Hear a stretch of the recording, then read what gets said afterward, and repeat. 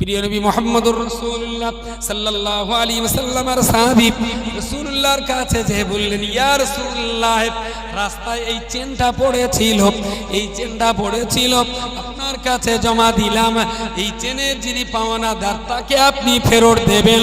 নবী বললেন, না, কোথায় পড়েছিল? বলে অমুক জায়গায় পড়েছিল। নবী বললেন, ও বাবা সাহাবী, তাহলে চেনটা যার হারিয়ে গেছে, তুমি যখন হাতে করে তুলে নিয়েছো, তাহলে এ চেন তার মালিকের কাছে পৌঁছে দিতে হবে। বলে হুজুর, কার চেন কেডা ফেলেছে, আমি কি করে খুঁজে বের করব? তুমি বলে তুমি তুলতে গেলে কেন? যেখানেই ছিল সেখানেই থাকবে।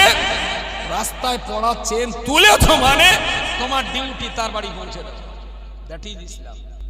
আপনার মুখের দাড়ি কত ফুট লম্বা, গায়ের জামা 72 ইঞ্চি না 94 ইঞ্চি, মাথার টুপি মদিনার না তুর্কি টুপি, এ তো বাইরের ইসলাম। ছাড়ুন, ভেতরটা কতটা ইসলামের দখলে আছে।